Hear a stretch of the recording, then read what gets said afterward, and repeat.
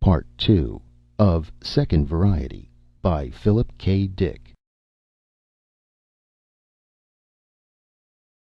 Tasso swept the curtain aside. "Klaus, what did you do?" Klaus turned from the charred form, gradually sinking down the wall onto the floor. The second variety, Tasso. Now we know we have all three types identified. The danger is less. Tasso stared past him at the remains of Rudy, at the blackened, smoldering fragments and bits of cloth. "You killed him." "Him? You mean? I was watching. I had a feeling, but I wasn't sure. At least, I wasn't sure before. But this evening I was certain." Klaus rubbed his pistol butt nervously. "We're lucky, don't you understand? Another hour and it might—" "You were certain?" Tasso pushed past him and bent down over the steaming remains on the floor. Her face became hard. "Major, see for yourself. Bones. Flesh." Hendricks bent down beside her. The remains were human remains. Seared flesh, charred bone fragments, part of a skull, ligaments, viscera, blood. Blood forming a pool against the wall. "No wheels," Tasso said calmly. She straightened up. "No wheels, no parts, no relays. Not a claw. Not the second variety." She folded her arms. "You're going to have to be able to explain this." Klaus sat down at the table. All the color drained suddenly from his face. He put his head in his hands and rocked back and forth. "Snap out of it." Tasso's fingers closed over his shoulder. "Why did you do it? Why did you kill him?" "He was frightened," Hendricks said. "All this, the whole thing, building up around us." "Maybe." "What then? What do you think?" "I think he may have had a reason for killing Rudy. A good reason." "What reason?" "Maybe Rudy learned something." Hendricks studied her bleak face. "About what?" he asked. "About him. About Klaus." Klaus looked up quickly. "You can see what she's trying to say. She thinks I'm the second variety. Don't you see, Major? Now she wants you to believe I killed him on purpose. That I'm—" "Why did you kill him, then?" Tasso said. "I told you." Klaus shook his head wearily. "I thought he was a claw. I thought I knew." "Why?" "I had been watching him. I was suspicious." "Why?" "I thought I had seen something, heard something. I thought I—" He stopped. "Go on." "We were sitting at the table playing cards. You two were in the other room. It was silent. I thought I heard him whir." There was silence. "Do you believe that?" Tasso said to Hendricks. "Yes, I believe what he says." "I don't. I think he killed Rudy for a good purpose." Tasso touched the rifle resting in the corner of the room. "Major—" "No." Hendricks shook his head. "Let's stop it right now. One is enough. We're afraid, the way he was. If we kill him, we'll be doing what he did to Rudy."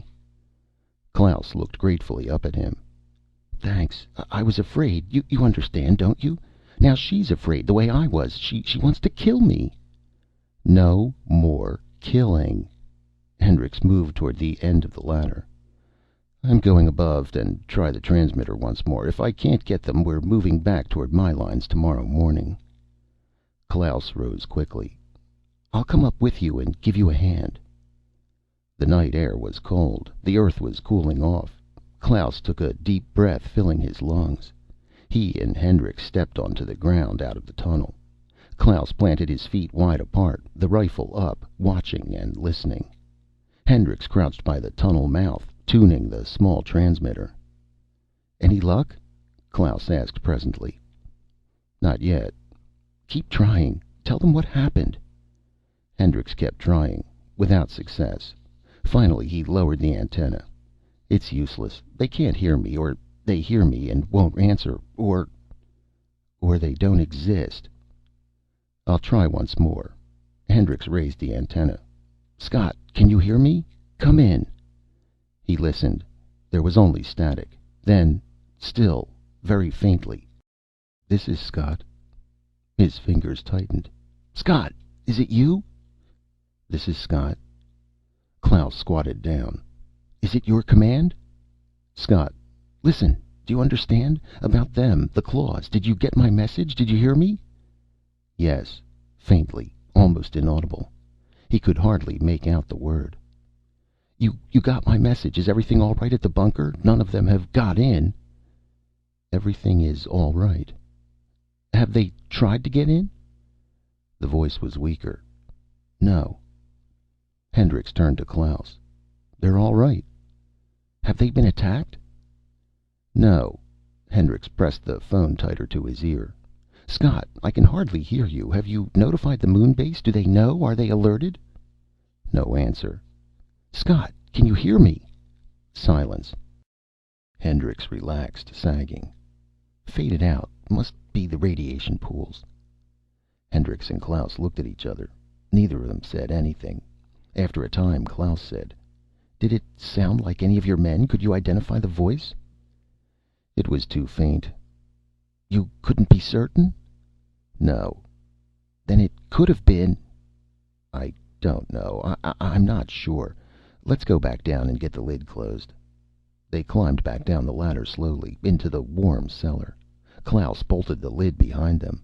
Tasso waited for them, her face expressionless. "Any luck?" she asked. Neither of them answered. "Well," Klaus said at last, "what do you think, Major? Was it your officer, or was it one of them?" "I don't know." "Then we're just where we were before." Hendricks stared down at the floor, his jaw set. "We'll have to go, to be sure." "Anyhow, we have food here for only a few weeks. We'd have to go up after that in any case." "Apparently so." "What's wrong?" Tasso demanded. "Did you get across to your bunker? What's the matter?" "It may have been one of my men," Hendricks said slowly. "Or it may have been one of them. But we'll never know standing here." He examined his watch. "Let's turn in and get some sleep. We want to be up early tomorrow." "Early?" "Our best chance to get through the claws should be early in the morning," Hendricks said. The morning was crisp and clear. Major Hendricks studied the countryside through his field glasses. "See anything?" Klaus asked. "No." "Can you make out our bunkers?" "Which way?" "Here." Klaus took the glasses and adjusted them. "I know where to look." He looked a long time, silently. Tasso came to the top of the tunnel and stepped up onto the ground. "Anything?" "No." Klaus passed the glasses back to Hendricks. "They're out of sight. Come on, let's not stay here." The three of them made their way down the side of the ridge, sliding in the soft ash. Across a flat rock a lizard scuttled. They stopped instantly, rigid. "What was it?" Klaus muttered. "A lizard." The lizard ran on, hurrying through the ash. It was exactly the same color as the ash. "Perfect adaptation," Klaus said. "Proves we were right. Lysenko, I mean." They reached the bottom of the ridge and stopped, standing close together, looking around them. "Let's go." Hendricks started off. "It's a good long trip on foot." Klaus fell in beside him. Tasso walked behind, her pistol held alertly. "Major, I've been meaning to ask you something," Klaus said. "How did you run across the David, the one that was tagging you?" "I met it along the way, in some ruins." "What did it say?" "Not much. It said it was alone, by itself." "You couldn't tell it was a machine? It talked like a living person? You never suspected?" "It didn't say much. I noticed nothing unusual." "It's strange. Machines so much like people that you can be fooled, almost alive. I wonder where it will end." "They're doing what you Yanks designed them to do," Tasso said. "You designed them to hunt out life and destroy. Human life, wherever they find it." Hendricks was watching Klaus intently. "Why did you ask me? What's on your mind?" "Nothing," Klaus answered. "Klaus thinks you're the second variety," Tasso said calmly from behind them. "Now he's got his eye on you." Klaus flushed. "Why not? We sent a runner to the Yank lines and he comes back. Maybe he thought he'd find some good game here." Hendricks laughed harshly. I came from the UN bunkers. There were human beings all around me. Maybe you saw an opportunity to get into the Soviet lines. Maybe you saw your chance. Maybe you... The Soviet lines had already been taken over. Your lines had been invaded before I left my command bunker. Don't forget that. Tasso came up beside him. That proves nothing at all, Major. Why not? There appears to be little communication between the varieties. Each is made in a different factory. They don't seem to work together. You might have started for the Soviet lines without knowing anything about the work of the other varieties, or even what the other varieties were like. How do you know so much about the claws? Hendricks said. I've seen them. I've observed them. I've observed them take over the Soviet bunkers. You know quite a lot, Klaus said. Actually, you saw very little. Strange that you should have been such an acute observer. Tasso laughed. Do you suspect me now? Forget it, Hendricks said. They walked on in silence. Are we going the whole way on foot? Tasso said after a while. I'm not used to walking. She gazed around at the plain of ash, stretching out on all sides of them as far as they could see. How dreary. It's like this all the way, Klaus said. In a way, I wish you had been in your bunker when the attack came. Somebody else would have been with you if not me, Klaus muttered. Tasso laughed, putting her hands in her pockets. I suppose so. They walked on, keeping their eyes on the vast plain of silent ash around them. The sun was setting. Hendricks made his way forward slowly, waving Tasso and Klaus back. Klaus squatted down, resting his gun butt against the ground. Tasso found a concrete slab and sat down with a sigh. It's good to rest. Be quiet, Klaus said sharply. Hendricks pushed up to the top of the rise ahead of them, the same rise the Russian runner had come up the day before. Hendricks dropped down, stretching himself out, peering through his glasses at what lay beyond. Nothing was visible, only ash and occasional trees. But there, not more than 50 yards ahead, was the entrance of the forward command bunker. The bunker from which he had come. Hendricks watched silently. No motion, no sign of life. Nothing stirred. Klaus slithered up beside him. Where is it? Down there. Hendricks passed him the glasses. Clouds of ash rolled across the evening sky. The world was darkening. They had a couple of hours of light left at the most. Probably not that much. I don't see anything, Klaus said. That tree there, the stump, by the pile of bricks. The entrance is to the right of the bricks. I'll have to take your word for it. You and Tasso cover me from here. You'll be able to sight all the way to the bunker entrance. You're going down alone? With my wrist tab, I'll be safe. The ground around the bunker is a living field of claws. They collect down in the ash, like crabs. Without tabs, you wouldn't have a chance. Maybe you're right. I'll walk slowly all the way, as soon as I know for certain. If they're down inside the bunker, you won't be able to get back up here. They go fast. You don't realize. What do you suggest? Klaus considered. I don't know. Get them to come up to the surface so you can see. Hendricks brought his transmitter from his belt, raising the antenna. Let's get started. Klaus signaled to Tasso. She crawled expertly up the side of the rise to where they were sitting. He's going down alone, Klaus said. We'll cover him from here. As soon as you see him start back, fire past him at once. They come quick. You're not very optimistic, Tasso said. No, I'm not. Hendricks opened the breech of his gun, checking it carefully. Maybe things are all right. You didn't see them. Hundreds of them, all the same, pouring out like ants. I should be able to find out without going down all the way.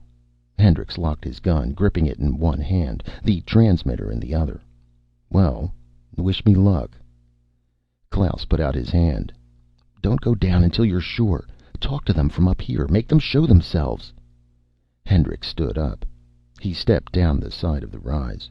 A moment later, he was walking slowly toward the pile of bricks and debris beside the dead tree stump, toward the entrance of the forward command bunker. Nothing stirred. He raised the transmitter, clicking it on. Scott, Can you hear me?" Silence. "Scott, this is Hendricks. Can you hear me? I'm standing outside the bunker. You should be able to see me in the view sight." He listened. The transmitter gripped tightly. No sound, only static. He walked forward. A claw burrowed out of the ash and raced toward him. It halted a few feet away and then slunk off. A second claw appeared, one of the big ones with feelers. It moved toward him, studied him intently, and then fell in behind him, dogging respectfully after him a few paces away. A moment later a second big claw joined in. Silently the claws trailed him as he walked slowly toward the bunker. Hendricks stopped, and behind him the claws came to a halt. He was close now, almost to the bunker steps. "Scott, can you hear me? I'm standing right above you, outside, on the surface. Are you picking me up?" He waited, holding his gun against his side, the transmitter tightly to his ear. Time passed. He strained to hear, but there was only silence. Silence and faint static. Then, distantly, metallically, "This is Scott." The voice was neutral, cold. He could not identify it, but the earphone was minute. "Scott, listen. I'm standing right above you. I'm on the surface, looking down into the bunker entrance." "Yes." "Can you see me?" "Yes." "Through the view sight? You have the sight trained on me?" "Yes." Hendricks pondered. A circle of claws waited quietly around him, gray metal bodies on all sides of him. "Is everything all right in the bunker? Nothing unusual has happened?" "Everything is all right." "Will you come up to the surface? I want to see you for a moment." Hendricks took a deep breath. "Come up here with me. I want to talk to you." "Come down." "I'm giving you an order." Silence. "Are you coming?" Hendricks listened. There was no response. "I order you to come to the surface." "Come down." Hendricks set his jaw. "Let me talk to Leone." There was a long pause.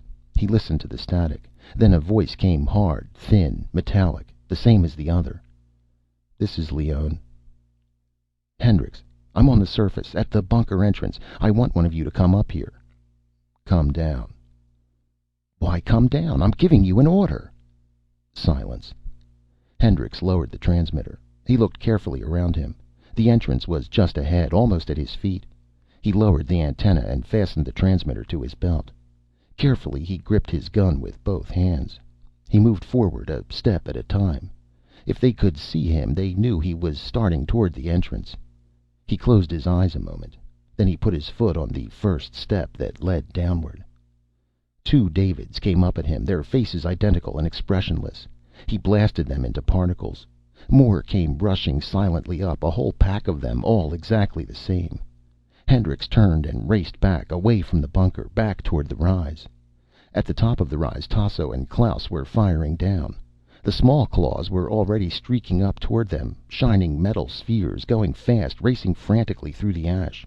But he had no time to think about that. He knelt down, aiming at the bunker entrance, gun against his cheek. The Davids were coming out in groups, clutching their teddy bears, their thin, knobby legs pumping as they ran up the steps to the surface. Hendricks fired into the main body of them. They burst apart, wheels and springs flying in all directions. He fired again through the mist of particles. A giant, lumbering figure rose up in the bunker entrance, tall and swaying.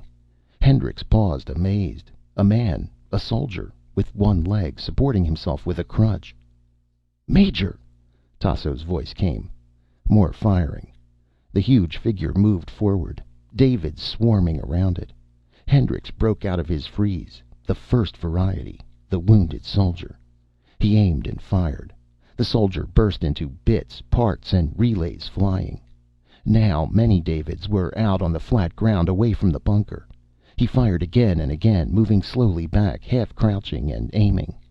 From the rise, Klaus fired down. The side of the rise was alive with claws making their way up. Hendricks retreated toward the rise, running and crouching. Tasso had left Klaus and was circling slowly to the right, moving away from the rise. A David slipped up toward him, its small white face expressionless, brown hair hanging down in its eyes. It bent over suddenly, opening its arms. Its teddy bear hurtled down and leaped across the ground, bounding toward him. Hendricks fired. The bear and the David both dissolved. He grinned, blinking. It was like a dream. "Up here!" Tasso's voice. Hendricks made his way toward her. She was over by some columns of concrete, walls of a ruined building. She was firing past him with the hand pistol Klaus had given her. "Thanks." He joined her, grasping for breath. She pulled him back behind the concrete, fumbling at her belt. "Close your eyes." She unfastened a globe from her waist. Rapidly she unscrewed the cap, locking it into place. "Close your eyes and get down." She threw the bomb. It sailed in an arc, an expert, rolling and bouncing to the entrance of the bunker. Two wounded soldiers stood uncertainly by the brick pile. More Davids poured from behind them, out onto the plain. One of the wounded soldiers moved toward the bomb, stooping awkwardly down to pick it up. The bomb went off. The concussion whirled Hendricks around, throwing him on his face. A hot wind rolled over him. Dimly he saw Tasso standing behind the columns, firing slowly and methodically at the Davids coming out of the raging clouds of white fire. Back along the rise, Klaus struggled with a ring of claws circling around him. He retreated, blasting at them and moving back, trying to break through the ring. Hendricks struggled to his feet. His head ached. He could hardly see. Everything was licking at him, raging and whirling. His right arm would not move. Tasso pulled back toward him. "Come on, let's go." "Klaus, he's still up there." "Come on." Tasso dragged Hendricks back, away from the columns. Hendricks shook his head, trying to clear it. Tasso led him rapidly away, her eyes intense and bright, watching for claws that had escaped the blast. One David came out of the rolling clouds of flame. Tasso blasted it. No more appeared. "But Klaus, what about him?" Hendricks stopped, standing unsteadily. Come on." They retreated, moving farther and farther away from the bunker. A few small claws followed them for a while, and then gave up, turning back and going off. At last Tasso stopped. "We can stop here and get our breaths." Hendricks sat down on some heaps of debris. He wiped his neck, gasping. "We left Klaus back there." Tasso said nothing. She opened her gun, sliding a fresh round of blast cartridges into place. Hendricks stared at her, dazed. "You left him back there on purpose." Tasso snapped the gun together. She studied the heaps of rubble around them, her face expressionless, as if she were watching for something. "What is it?" Hendricks demanded. "What are you looking for? Is something coming?" He shook his head, trying to understand. What was she doing? What was she waiting for? He could see nothing. Ash lay all around them, ash and ruins. Occasional stark tree trunks without leaves or branches. "What?" Tasso cut him off. "Be still."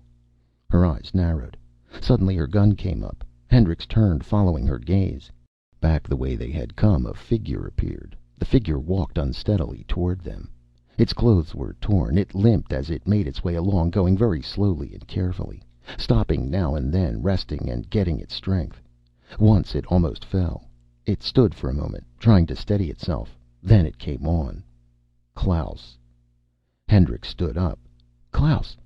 He started toward him. "How the hell did you—" Tasso fired. Hendricks swung back. She fired again, the blast passing him, a searing line of heat. The beam caught Klaus in the chest. He exploded, gears and wheels flying. For a moment he continued to walk, then he swayed back and forth. He crashed to the ground, his arms flung out. A few more wheels rolled away. Silence. Tasso turned to Hendricks. "Now you understand why he killed Rudi." Hendricks sat down again slowly. He shook his head. He was numb.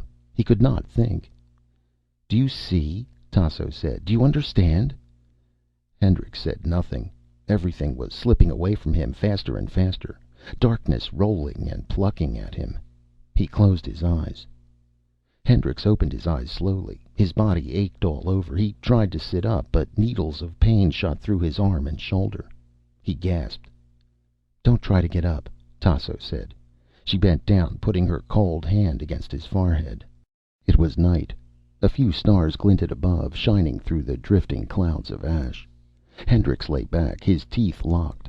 Tasso watched him impassively. She had built a fire with some wood and weeds. The fire licked feebly, hissing at a metal cup suspended over it. Everything was silent, unmoving darkness beyond the fire. So he was the second variety, Hendricks murmured. I had always thought so. Why didn't you destroy him sooner? She wanted to know. You held me back. Tasso crossed to the fire to look into the metal cup. Coffee. It'll be ready to drink in a while. She came back and sat down beside him. Presently she opened her pistol and began to disassemble the firing mechanism, studying it intently. This is a beautiful gun, Tasso said, half aloud. The construction is superb. What about them, the claws? The concussion from the bomb put most of them out of action. They're delicate, highly organized, I suppose. The Davids, too? Yes. How did you happen to have a bomb like that? Tasso shrugged. We designed it. You shouldn't underestimate our technology, Major. Without such a bomb, you and I would no longer exist. Very useful. Tasso stretched out her legs, warming her feet in the heat of the fire. It surprised me that you did not seem to understand after he killed Rudy. Why did you think he... I told you I thought he was afraid. Really? You know, Major, for a little while I suspected you, because you wouldn't let me kill him. I thought you might be protecting him. She laughed. Are we safe here? Hendricks asked presently. For a while, until they get reinforcements from some other area. Tasso began to clean the interior of the gun with a bit of rag. She finished and pushed the mechanism back into place. She closed the gun, running her fingers along the barrel. We were lucky, Hendricks murmured. Yes, very lucky. Thanks for pulling me away. Tasso did not answer. She glanced up at him, her eyes bright in the firelight. Hendricks examined his arm. He could not move his fingers. His whole side seemed numb. Down inside him was a dull, steady ache. How do you feel? Tasso asked. My arm is damaged. Anything else? Internal injuries. You didn't get down when the bomb went off. Hendricks said nothing. He watched Tasso pour the coffee from the cup into a flat metal pan. She brought it over to him. Thanks. He struggled up enough to drink. It was hard to swallow. His insides turned over, and he pushed the pan away. That's all I can drink now. Tasso drank the rest. Time passed. The clouds of ash moved across the dark sky above them. Hendricks rested, his mind blank. After a while he became aware that Tasso was standing over him, gazing down at him. What is it? He murmured. Do you feel any better? Some. You know, Major, if I hadn't dragged you away, they would have got you. You would be dead, like Rudy. I know. Do you want to know why I brought you out? I could have left you. I could have left you there. Why did you bring me out? Because we have to get away from here. Tasso stirred the fire with a stick, peering calmly down into it. No human being can live here. When their reinforcements come, we won't have a chance. I've pondered about it while you were unconscious. We have perhaps 3 hours before they come. And you expect me to get us away? That's right. I expect you to get us out of here. Why me? Because I don't know any way. Her eyes shone at him in the half-light, bright and steady. If you can't get us out of here, they'll kill us within 3 hours. I see nothing else ahead. Well, Major, what are you going to do? I've been waiting all night while you were unconscious. I sat here, waiting and listening. It's almost dawn. The night is almost over. Hendricks considered. It's curious, he said at last. Curious? That you should think I can get us out of here. I wonder what you think I can do. Can you get us to the moon base? The moon base? How? There must be some way. Hendricks shook his head. No, there's no way that I know of. Tasso said nothing. For a moment her steady gaze wavered. She ducked her head, turning abruptly away. She scrambled to her feet. More coffee? No. Suit yourself. Tasso drank silently. He could not see her face. He lay back against the ground, deep in thought, trying to concentrate. It was hard to think. His head still hurt, and the numbing daze still hung over him. "There might be one way," he said suddenly. "Oh? How soon is dawn?" "2 hours. The sun will be coming up shortly." "There's supposed to be a ship near here. I've never seen it, but I know it exists." "What kind of a ship?" Her voice was sharp. "A rocket cruiser." "Will it take us off? To the moon base?" "It's supposed to, in case of emergency." He rubbed his forehead. "What's wrong?" "My head. It's hard to think. I can hardly concentrate. The bomb." "Is the ship near here?" Tasso slid over beside him, settling down on her haunches. "How far is it? Where is it?" "I'm trying to think." Her fingers dug into his arm. "Nearby?" Her voice was like iron. "Where would it be? Would they store it underground? Hidden underground?" "Yes, in a storage locker." "How do we find it? Is it marked? Is there a code marker to identify it?" Hendricks concentrated. "No. No markings. No code symbol." "What then?" "A sign." "What sort of a sign?" Hendricks did not answer. In the flickering light his eyes were glazed, two sightless orbs. Tasso's fingers dug into his arm. "What sort of a sign? What is it?" I can't think. Let me rest." "All right." She let go and stood up. Hendricks lay back against the ground, his eyes closed. Tasso walked away from him, her hands in her pockets. She kicked a rock out of her way and stood staring up at the sky. The night blackness was already beginning to fade into gray. Morning was coming. Tasso gripped her pistol and walked around the fire in a circle, back and forth. On the ground Major Hendricks lay, his eyes closed, unmoving. The grayness rose in the sky, higher and higher. The landscape became visible, fields of ash stretching out in all directions. Ash and ruins of buildings, a wall here and there, heaps of concrete, the naked trunk of a tree. The air was cold and sharp. Somewhere a long way off a bird made a few bleak sounds. Hendricks stirred. He opened his eyes. "Is it dawn already?" "Yes." Hendricks sat up a little. "You wanted to know something. You were asking me." "Do you remember now?" "Yes." "What is it?" She tensed. "What?" She repeated sharply. "A well. A ruined well. It's in a storage locker under a well." "A well?" Tasso relaxed. "Then we'll find a well." She looked at her watch. "We have about an hour, Major. Do you think we can find it in an hour?" "Give me a hand up," Hendricks said. Tasso put her pistol away and helped him to his feet. "This is going to be difficult." "Yes, it is." Hendricks set his lips tightly. "I don't think we're going to go very far." They began to walk. The early sun cast a little warmth down on them. The land was flat and barren, stretching out gray and lifeless as far as they could see. A few birds sailed silently far above them, circling slowly. "See anything?" Hendricks said. "Any claws?" "No, not yet." They passed through some ruins. Upright concrete and bricks. A cement foundation. Rats scuttled away. Tasso jumped back warily. "This used to be a town," Hendricks said. "A village, provincial village. This was all grape country once, where we are now." They came onto a ruined street, weeds and cracks crisscrossing it. Over to the right a stone chimney stuck up. "Be careful," he warned her. A pit yawned, an open basement. Ragged ends of pipes jutted up, twisted and bent.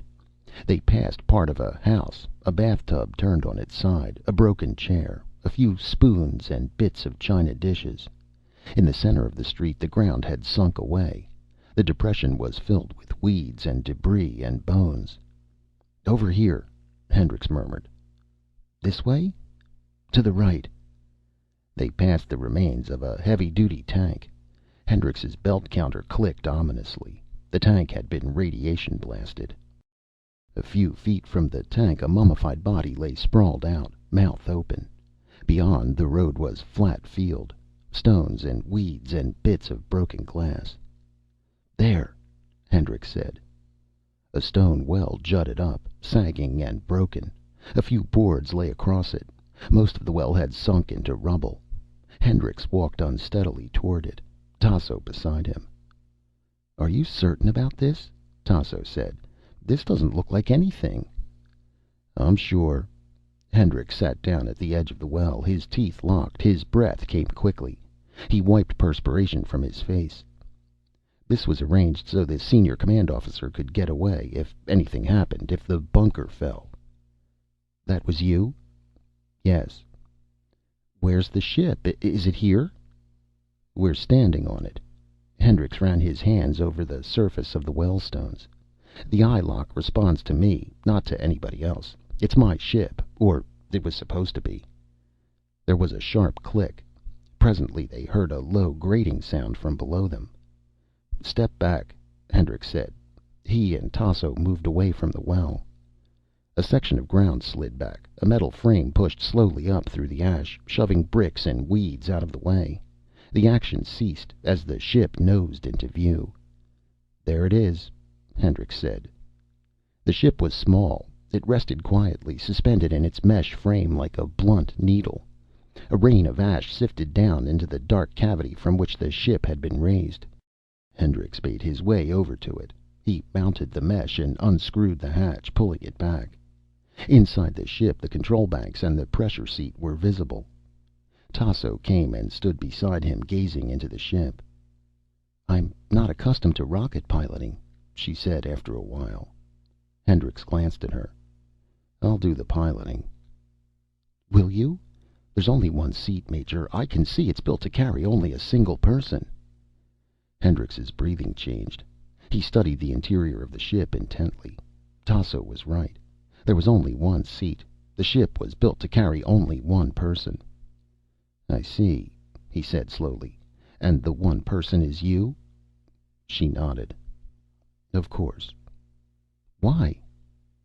"You can't go. You might not live through the trip. You're injured. You probably wouldn't get there." "An interesting point. But you see, I know where the moon base is, and you don't. You might fly around for months and not find it. It's well hidden, without knowing what to look for." "I'll have to take my chances. Maybe I won't find it, not by myself, but I think you'll give me all the information I need. Your life depends on it." "How?" "If I find the moon base in time, perhaps I can get them to send a ship back to pick you up. If I find the base in time. If not, then you haven't a chance. I imagine there are supplies on the ship. They will last me long enough?" Hendricks moved quickly, but his injured arm betrayed him. Tasso ducked, sliding lithely aside. Her hand came up lightning fast. Hendricks saw the gun butt coming. He tried to ward off the blow, but she was too fast. The metal butt struck against the side of his head, just above his ear. Numbing pain rushed through him, pain and rolling clouds of blackness. He sank down, sliding to the ground. Dimly, he was aware that Tasso was standing over him, kicking him with her toe. "Major, wake up!" He opened his eyes, groaning. "Listen to me." She bent down, the gun pointed at his face. "I have to hurry. There isn't much time left. The ship is ready to go, but you must tell me the information I need before I leave." Hendricks shook his head, trying to clear it. "Hurry up. Where is the moon base? How do I find it? What do I look for?" Hendricks said nothing. "Answer me!" "Sorry." "Major, the ship is loaded with provisions. I can coast for weeks. I'll find the base eventually, and in half an hour you'll be dead. Your only chance of survival—" She broke off. Along the slope, by some crumbling ruins, something moved. Something in the ash. Tasso turned quickly, aiming. She fired. A puff of flame leaped. Something scuttled away, rolling across the ash. She fired again. The claw burst apart, wheels flying.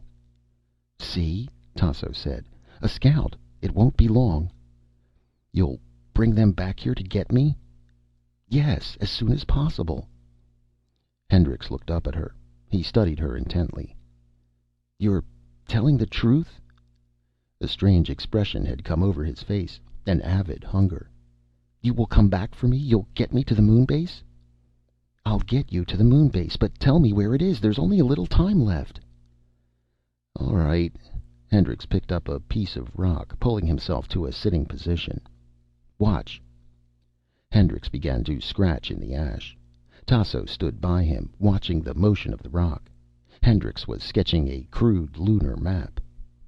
This is the Apennine Range. Here's the crater of Archimedes. The moon base is beyond the end of the Apennine. About 200 miles. I don't know exactly where. No one on Terra knows. But when you're over the Apennine, signal with one red flare and a green flare, followed by two red flares in quick succession. The base monitor will record your signal.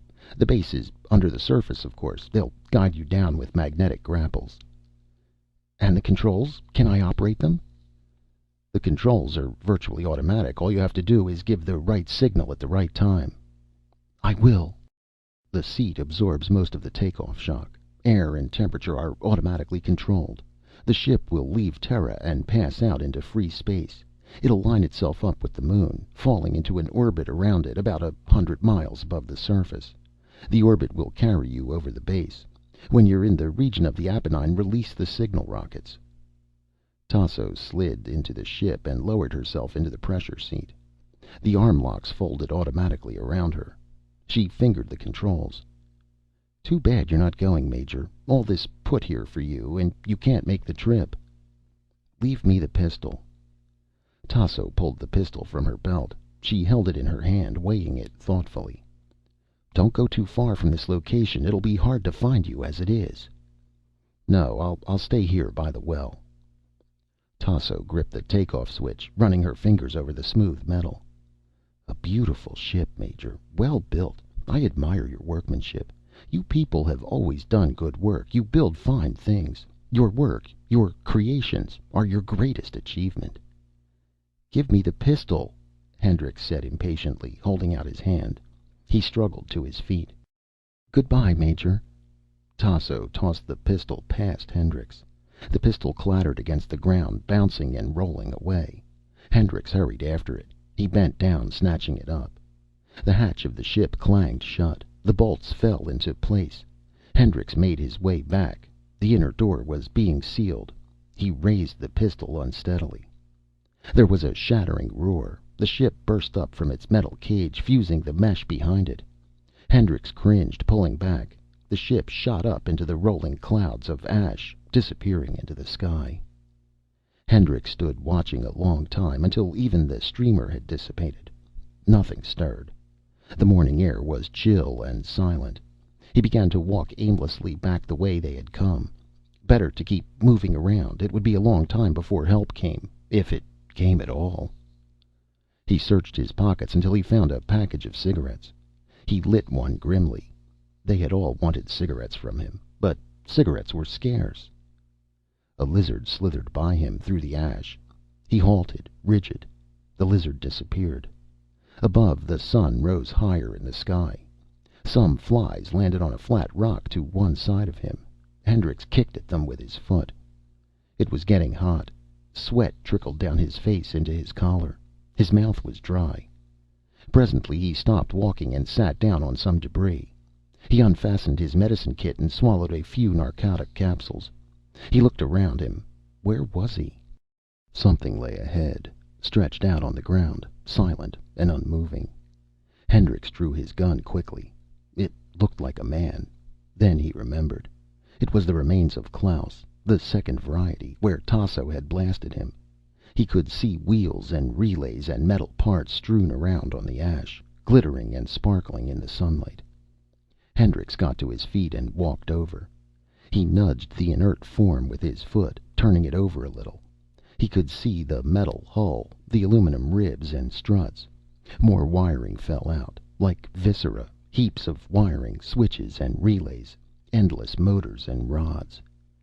He bent down. The brain cage had been smashed by the fall. The artificial brain was visible. He gazed at it. A maze of circuits, miniature tubes, wires as fine as hair. He touched the brain cage. It swung aside. The type plate was visible. Hendricks studied the plate and blanched. 4. For a long time he stared at the plate. fourth variety, not the second. They had been wrong. There were more types, not just three, many more, perhaps at least four. And Klaus wasn't the second variety. But if Klaus wasn't the second variety... Suddenly he tensed. Something was coming, walking through the ash, beyond the hill. What was it? He strained to see. Figures. Figures coming slowly along, making their way through the ash. Coming toward him. Hendricks crouched quickly, raising his gun. Sweat dripped down into his eyes. He fought down the rising panic as the figures neared. The first was David. The David saw him and increased its pace. The others hurried behind him. A second David, a third.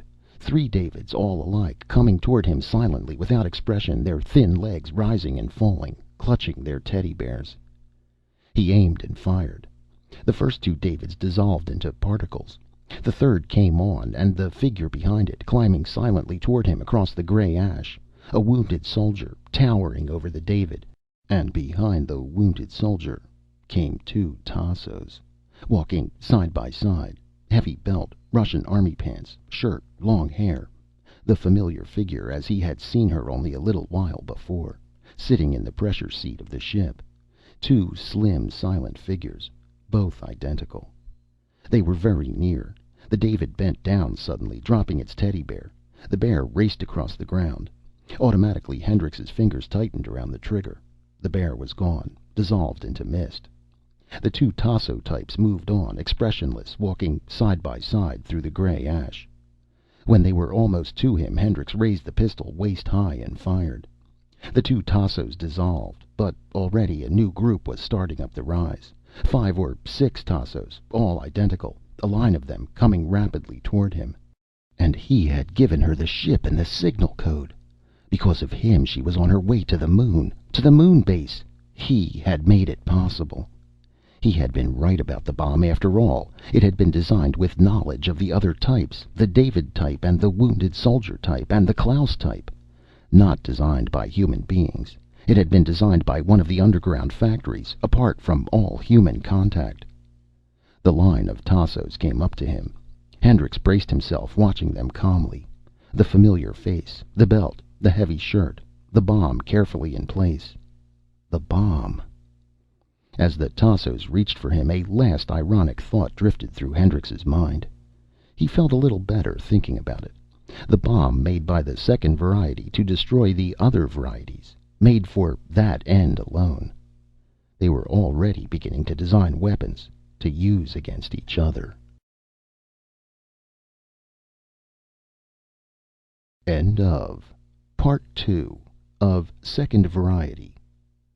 End of Second Variety by Philip K. Dick.